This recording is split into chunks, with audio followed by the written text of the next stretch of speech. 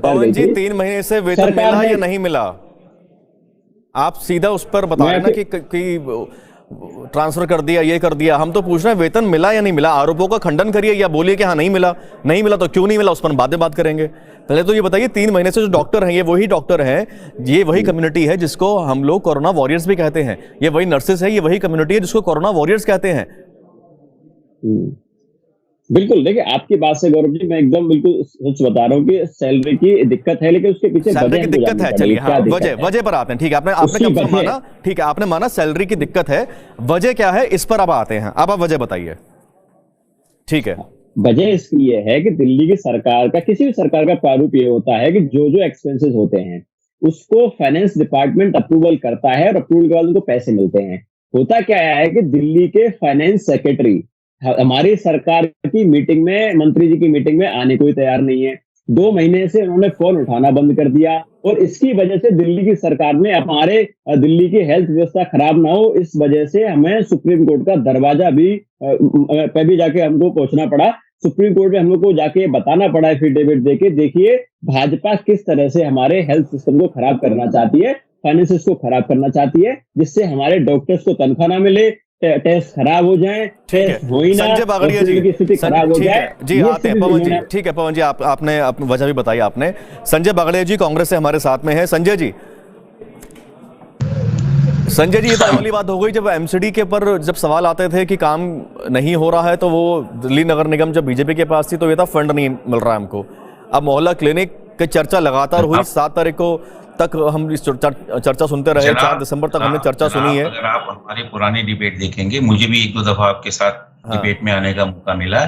मैं तो बार बार यही कह रहा हूँ, इन्होंने कोई काम नहीं करना, सिर्फ एक मॉडल बना देना होता है। आप देखते हैं हम दुकान में जाते हैं, कुछ चीज खरीदने जाते हैं, वहां एक मॉडल रखा हुआ होता है, वो सिर्फ रखा हुआ होता है, उसका काम सिर्फ रखा रहना है। यही मॉडल इसी प्रकार से ये मॉडल दिखा दिखा के बेच रहे हैं, कहीं पंजाब में बेच रहे हैं, कहीं गुजरात में बेच रहे हैं, कहीं हिमाचल में बेच रहे हैं, कहीं उत्तराखंड में बेच रहे हैं। इनका कोई मॉडल खरीद नहीं रहा है। दिल्ली की जनता जरूर इनके साथ कहीं ना कहीं किसी वजह से इनके साथ अभी भी इनके धोखे को नहीं समझ पा रही है।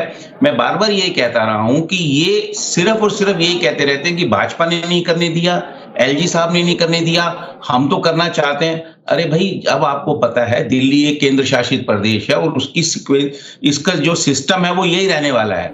अगर आप दिल्ली की जनता का भला नहीं कर सकते तो माफ कीजिए, दिल्ली की जनता को बख्शिए और इस्तीफे दीजिए, छोड़िए, दूसरी सरकारों को आने दीजिए, उन्हें काम करने दीजिए। शीला दीक्षित जी ने भी करके दिखाया।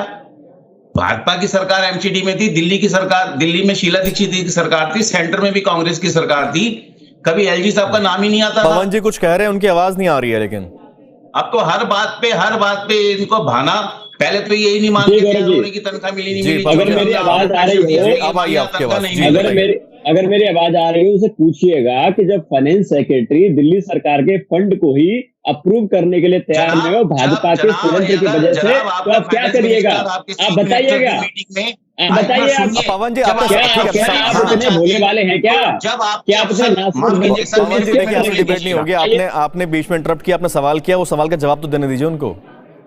आपने सवाल किया, अब आप जवाब दीजिए। जवाब नॉन स्टॉप बोलते रहेंगे तो जवाब किसको कैसे मिलेगा जवाब? सबसे पहले तो मैं बोलना चाहूंगी पवन जी मेरे बीच में ना बोले। मैं जिस डिबेट में भी जाती हूँ, क्योंकि पवन जी की ये आदत है बीच में उछलकर गिर जाते हैं और बोलना शुरू कर देते हैं, दूसरे को बोलने नहीं देते हैं। तो सेकेंडली अब मैं अपनी बात पर आती हूँ। देखो अभी भी बोल रहे हैं, अपनी शालीनता का परिचय दे रहे हैं। अभी तो मैंने बोला ही नहीं, अभी भी अपनी शालीनता का परिचय दे रहे हैं। अभी तो उन्होंने बोलना ही नहीं शुरू किया, अभी बोलना शुरू नहीं किया, बीच में टपक पड़े, मैंने क्या बोला था। मतलब इनका तो काम ही है कि बोलने नहीं देते किसी को भी, अपनी नाकामियां को छुपाते हैं इसी तरह करके। नहीं, सारिका जी पॉइंट पर आइए प्लीज। टपक पड़े बीच में जी। गौरव, सबसे पहले तो जब अरविंद केजरीवाल जी आए थे, उन्होंने बोला था मैं 7 नए हॉस्पिटल बनाऊंगा, 6800 नए बेड बनाऊंगा, लेकिन बनाया क्या? उल्लू। लोगों को उल्लू बनाया उन्होंने। ये लोग लाते हैं स्कीम स्कैम करने के लिए। अब इन्होंने बोला हम 450 जो टैक्स है वो फ्री करेंगे। 15 लाख रुपए कहाँ गए फिर? आप कहेंगे गौरव भाई की क्या बात कर रहे हैं? देखिए सारिका जी पॉइंट पर आइए ना, सारिका जी पॉइंट पर आइए ना। मैं पॉइंट पर ही आ रही हूँ। वो कह रहे हैं लगातार ट्रांसफर हो रहा है, वो कह रहे हैं, अब उन्होंने आपके सामने बात रखी, सुप्रीम कोर्ट जाना पड़ गया।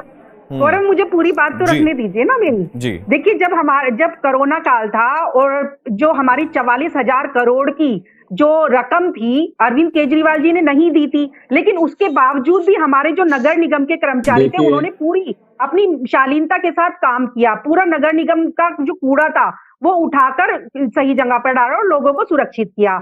लेकिन आज ये आरोप प्रत्यारोप वाली राजनीति करना तो इनका चरित्र बन गया है। जो भी स्कैम करते हैं, स्कीम लाते हैं, वो स्कैम कर लेते हैं उसको। इनका जो मोहल्ला का क्लिनिक मॉडल है सिर्फ लोगों को बरगलाने के लिए है। अभी ये कहते हैं कि 450 हम फ्री टेस्ट करेंगे, लेकिन जो 212 टेस्ट है उनके लिए मशीनें अवेलेबल नहीं है, उनके लिए दवाइयां अवेलेबल नहीं है। जो मोहल्ला क्लिनिक पड़े हैं वो बंद पड़े हैं। हर चीज में झूठ और चोरी और विश्वासघात, लोगों से धोखेबाजी, यही भरा पड़ा है इस पार्टी में। ये लोग जीत तो जरूर गए, लेकिन लोगों के विश्वास, लोगों के ऊपर इनका जो चरित्र है वो राजनीति के प्रति कुछ नहीं है, इनको सिर्फ सत्ता पाना है। इसीलिए लोगों को बरगलाने के लिए फायदा नहीं उठा पाते हैं। सारिका जी, आप तो हमेशा तथ्यों पर बात करने वाले प्रवक्ता रही हैं, हमेशा मेरी आपसे रिक्वेस्ट है कि हम बिल्कुल तथ्यों पर रहे हैं। से ये लोग 450 जो टेस्ट है उनका वादा करते हैं, लेकिन जब पूरी दिल्ली में सिर्फ एक MRI की मशीन है सरकारी अस्पतालों में और 7 CT स्कैन की मशीनें हैं, और उसके ऊपर से अरविंद केजरीवाल जी घोषणा कर रहे हैं कि 450 हम टेस्ट फ्री करेंगे। भाई पहले जो आपका ढांचा चरमराया गया है उसको तो ठीक कर लो, उसके बाद लोगों को बरगला लेना।